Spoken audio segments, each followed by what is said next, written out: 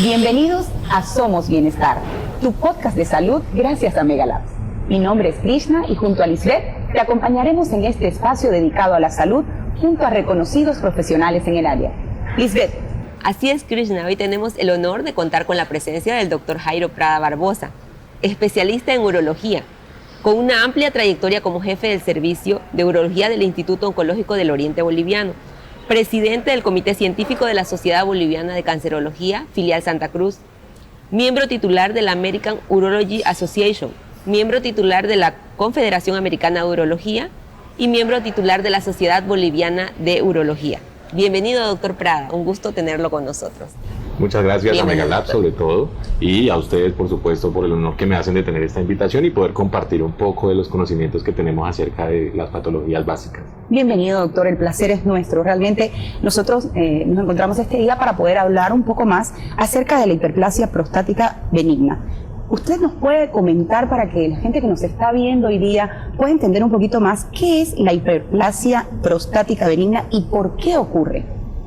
Claro que sí. La hiperplasia prostática benigna o crecimiento prostático es una entidad que nos ocurre a todos los pacientes de sexo masculino. Todo hombre mayor de 40 años comienza a tener unos cambios en los cuales está incluido un proceso de descenso hormonal y además un proceso de cambios físicos. Dentro de estos cambios físicos viene lo que es el crecimiento de la glándula prostática. La próstata es una glándula que está por debajo de la vejiga y en continuación con la uretra, que es parte de nuestro sistema reproductivo masculino y que nos ayuda mucho, sobre todo a producir líquido seminal. Entonces, en condiciones normales es una glándula que tiene ciertas características, cierto tamaño, cierto peso, pero que después de un tiempo, hablamos de los 40 años, comienza un proceso de crecimiento también fisiológico y es lo que va a generar problemas más adelante, y es por lo cual la población siempre tiene esta duda y este tema con todo lo que se refiere a la próstata.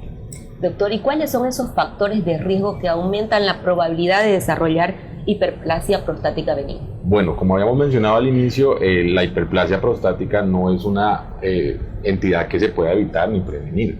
Pero sí, por supuesto, si yo tengo familiares en primer grado que hayan tenido problemas prostáticos de crecimiento o de cáncer o de algún tipo de situación a raíz de la próstata, claramente van a poder ir hacia una mayor predisposición a tener algún tipo de problema en la misma próstata. Segundo, factores básicos como el sedentarismo, la falta de ejercicio, una mala alimentación rica en grasas, que también pues no ayudan mucho con la zona prostática y que ayudan por supuesto a la congestión de esa zona. El consumo de bebidas alcohólicas, el consumo de alimentos muy condimentados o muy picantes también condiciona a que haya problemas de próstata más rápido. Doctor, hace un momento escuchaba que decía que los primeros síntomas pueden aparecer a partir más o menos de los 40 años. ¿Puede ser que algunas personas lo tengan antes? Bueno, en realidad la próstata, al ser un órgano dentro del sistema, dentro del cuerpo masculino, puede estar supeditada a que tenga otro tipo de patologías. Se puede agrandar, se puede infectar y también le puede dar cáncer. Normalmente la edad promedio es a partir de los 40 años para los procesos como la hiperplasia prostática benigna, que es algo que todos los hombres vamos a tener y no podemos escapar. Pero por supuesto en pacientes adultos jóvenes vamos a tener procesos como la prostatitis, que es una inflamación de la glándula prostática, que es algo muy similar, pero que tiene características más agudas y por lo tanto se diferencia bastante de lo que es una hiperplasia prostática benigna, en la cual los síntomas son graduales. Doctor, ¿y cuáles son esos primeros síntomas que los pacientes deben vigilar para darse cuenta que ya están desarrollando? Es una pregunta muy importante. Normalmente uno tiene que estar atento a los cambios en la forma de la orina. La mayoría de pacientes que nos consultan a nosotros, que está por arriba de los 40 años, comienza con síntomas tan sencillos como levantarse a orinar más veces en la noche. Es normal que uno orine una, máximo 2 veces en la noche, pero si usted comienza a aumentar esa frecuencia urinaria y comienza a hacer 3, 4, 5, pierde calidad de sueño, pierde calidad de vida, por supuesto que es una alarma para que uno pueda consultar al respecto. Segundo, las dificultades para la expulsión del chorro de la orina y que tengan que ver también con el volumen, el calibre y la cantidad de esa misma orina expulsada. Tercero, también las variaciones en lo que es la cantidad de orina expulsada, porque uno puede terminar una micción normal y después sentir que tiene ganas de nuevo de orinar, y eso por supuesto va a ser súper incómodo para el paciente. Algunos pacientes llegan inclusive a terminar de orinar y luego mojan con orina su ropa interior porque no vacían adecuadamente, y esto todo está a raíz de ese crecimiento que está sucediendo en la próstata. Si pasa esto, lo que usted acaba de decir, si empiezan a tener estos síntomas como la dificultad para orinar o la urgencia de la que hablaba hace un momento, como ¿qué tan pronto debo acudir a un médico? ¿Qué tan urgente es ir al médico? Bueno, es usualmente lo más pronto posible, ¿no? Lo que sucede en estos casos es que la gente tiende a pensar de que si voy al médico de una vez me van a diagnosticar algo malo, voy a tener que ser sometido a una cirugía y muchas otras cosas. Tenemos que ir eliminando todos esos tabúes de a poquito. Otro problema muy serio es que la gente no acude al urólogo por miedo al famoso tacto rectal y al examen físico que se puede hacer en ese momento. Pero también es importante aclarar que existen dos pruebas previas al tacto rectal, que son la prueba de antígeno prostático específico y la ecografía prostática, que nos va a medir el tamaño y nos va a medir, por supuesto, la actividad de ese antígeno prostático con respecto al crecimiento de esa glándula. Si uno tiene esas pruebas a mano, por ahí ni siquiera sea necesario hacer un tacto rectal de inicio, ¿no? Porque el tacto rectal es más útil cuando hablamos de cáncer y otro tipo de situaciones, no tanto así de una hiperplasia prostática benigna.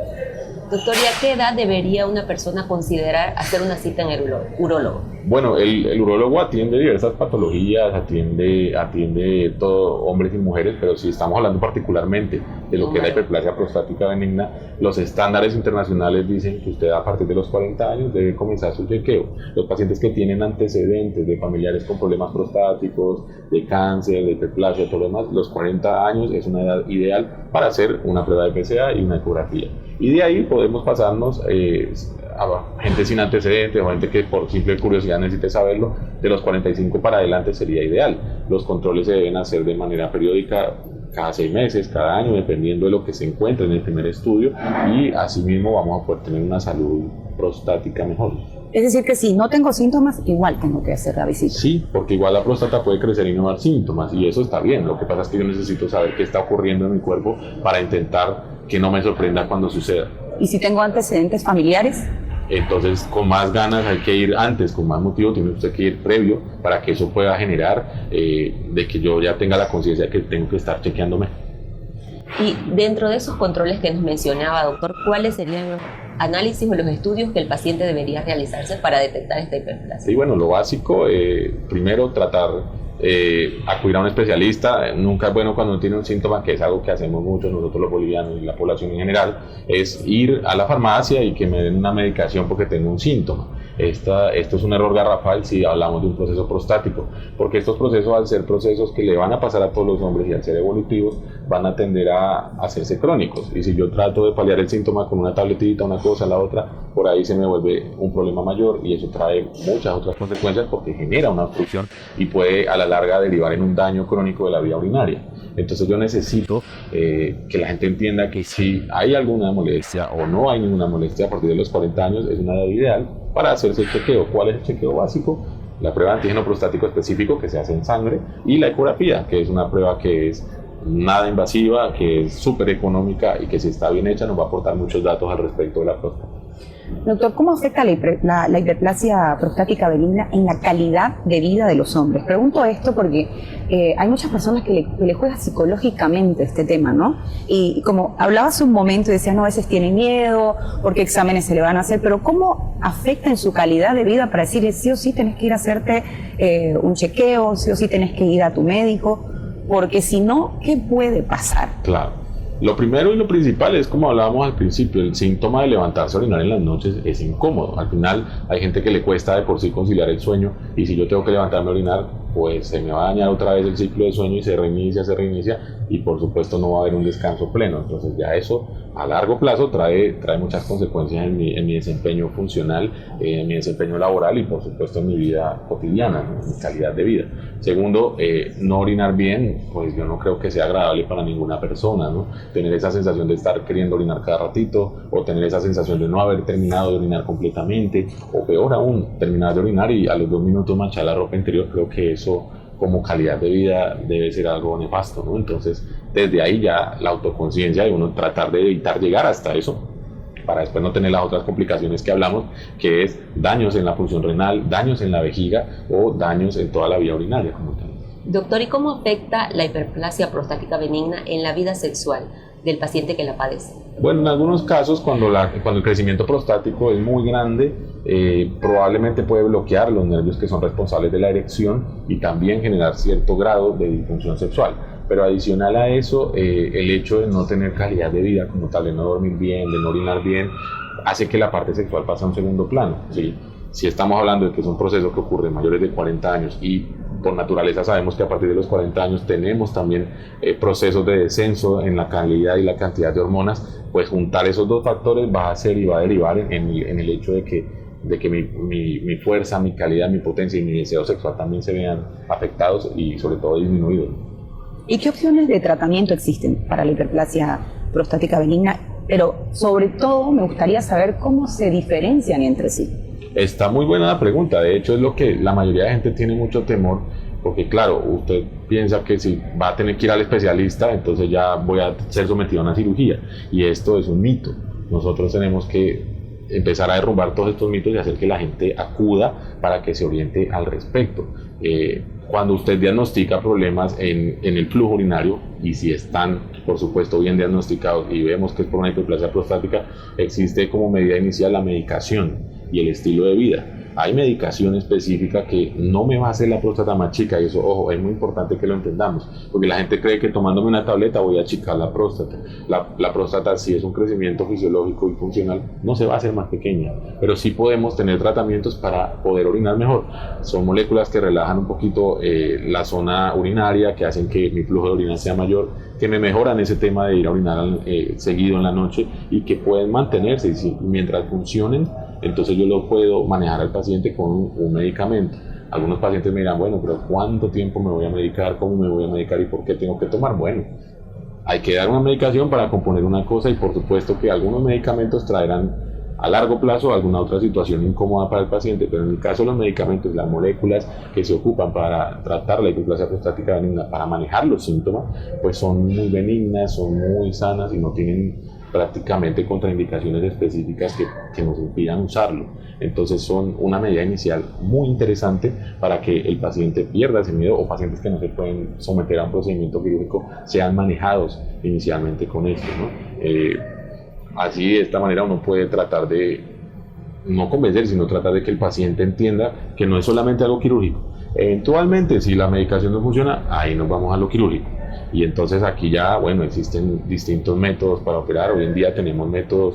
El método de la cirugía abierta sigue siendo un método muy bueno, pero claro, ya menos usado, porque trae mayor internación y mayores complicaciones.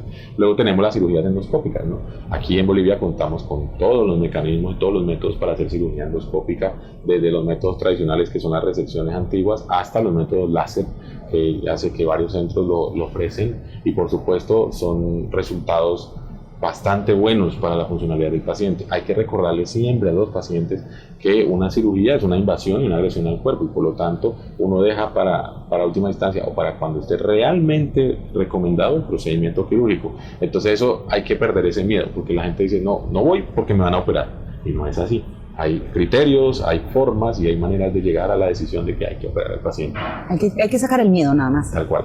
Bien. Doctor, ¿y es posible prevenir la hiperplasia prostática benigna? ¿Y qué tratamientos o qué cambios en el estilo de vida recomienda para hacerlos? Bueno, es una buena pregunta. Igual, lo que pasa es que la palabra prevención se trata de las medidas que yo puedo tener para que eso no suceda. Pero estamos hablando que es un proceso que ocurre y que sí o sí va a pasar en el sexo masculino. Entonces, yo prevenirlo como tal no puedo, pero lo que sí puedo primero es detectar los síntomas, orientarme bien al respecto de los síntomas que estoy teniendo. Segundo, ver mi estilo de vida, y sí, hay estudios que ratifican de que existen ciertos hábitos como el consumo de picantes, el consumo de alcohol, el consumo de tabaco, el consumo de condimentos, que pueden condicionar a empeorar los síntomas prostáticos. Entonces, por ahí retirar eso de mis hábitos me va a ayudar bastante a que yo no tenga un proceso prostático como tal. Pero vuelvo y repito y soy enfático, una prevención no existe. La mejor manera de prevenir todos los problemas prostáticos es la detección temprana, tanto en la hiperplasia como en el cáncer, y eso es un mensaje que hay que dejarlo muy claro en la población también, y es que la prevención en estos casos se trata del diagnóstico precoz. Yo no voy a pedir y yo no voy a impedir que haya problemas prostáticos, no puedo, pero sí puedo detectarlos a tiempo para darle un manejo específico. Doctor, esto me encanta porque es súper importante para poder decirlo en redes. Si yo estoy sospechando que tengo hiperplasia prostática benigna, voy al médico, ¿qué es lo que debo preguntar? Porque a veces da miedo hasta llegar. Entonces, yo llego y le digo al doctor, me siento mal, creo que tengo, no sé, ¿podemos enseñarle al paciente qué es lo que debería preguntar? Bueno, lo principal cuando uno va a consultar por estos problemas, sobre todo, es establecer una conexión con el paciente. Eso en medicina lo llamamos un feedback, en donde yo trato de darle la confianza al paciente para que me manifieste los síntomas. Un gran porcentaje de la población que consulta por problemas prostáticos viene por el tema de que orina mal, de que no duerme, de que el chorro de orina sale por un lado, de que está con dificultades, pero el otro porcentaje también viene, por ejemplo, con una disfunción sexual. Y uno va por un tipo de consulta y termina descubriendo que tiene otro tipo de situaciones. En cuanto a preguntar, lo que yo le recomiendo siempre al paciente y la confianza que yo le doy es que se libere de todos los miedos que tiene, por ejemplo, el miedo quirúrgico. Porque muchas personas llegan directo a mi consulta y me dicen, yo vengo pero no me va a operar. Tampoco me puede condicionar a hacer eso, pero sí podemos tratar de llegar a una situación en la cual se aclaren y se despejen todas las dudas que pueda tener acerca de la salud prostática y acerca de las cosas que van sucediendo con la próstata, porque eso es importante, dirigir la entrevista a tratar de que se saque todas las dudas que tenga, porque al final nosotros nos creamos con muchos mitos, nos creamos con muchos cuentos, con muchas historias. El paciente que tiene esa edad va a la Frater y en la Frater escucha a los amigos diciendo esto, diciendo lo otro, entonces al final uno debe establecer, como les digo, ese vínculo de confianza con el especialista. Cualquiera de todo, en Santa Cruz tenemos una gran cartilla de urólogos excelentes que podemos atender este tipo de problemas y por supuesto lo más importante es que el paciente confíe y me haga las preguntas que él necesita saber y bueno, por supuesto yo dentro de mi entrevista clínica hago preguntas para yo tratar de entender qué es lo que está pasando, pero es darle esa confianza de que él pueda manifestarse. Y importante, doctor, lo que decía, ¿no? Sobre todo la edad en la que el paciente presenta estos síntomas, ya es un paciente que tal vez tiene sus paradigmas ya creados y tiene ese miedo a ir al médico y muchas veces la que hace las preguntas es la esposa más que el paciente, ¿verdad? Tal cual, y a veces van con la esposa, algunos van con la mamá, pero lo importante es eso, es establecer ese vínculo de confianza que me haga decir, hey, voy a abrirme con este especialista, voy a decirle realmente lo que siento y lo que tengo. Y con eso, pues ya tenemos un 50% del diagnóstico hecho y ganado, ¿no? Después ya es tener esa confianza de decir, bueno, él me dijo que haga esto, lo voy a hacer. Y por supuesto que nosotros los médicos siempre actuamos con la verdad y con buena fe y por ende vamos a hacer un tratamiento específico para lo que el paciente necesita, que eso es lo importante. Doctor, estoy seguro que muchos después de escucharlo van a querer saber dónde pueden encontrarlo, dónde pueden hacer una consulta con usted. Por favor, compártanos dónde lo pueden encontrar los pacientes. Bueno, la verdad que yo trabajo en varios centros, pero para que el paciente pueda contactarse y pueda hacer una cita conmigo, lo más fácil es por redes sociales. Yo manejo la parte de redes sociales con @urológica boliviana. Ahí pueden encontrar información de todas las patologías que estamos hablando. Ahí también pueden informarse acerca de dónde son los sitios de consulta, dónde atendemos y dónde podemos ofrecerle una atención de calidad para que puedan diagnosticarse y ver todos estos problemas, ¿no? Muchas gracias, doctor, por compartir todos sus conocimientos con nosotros. Con esto nos despedimos. Los invitamos a seguirnos cada semana con un nuevo capítulo y recuerden que siempre con Megalabs somos bienestar.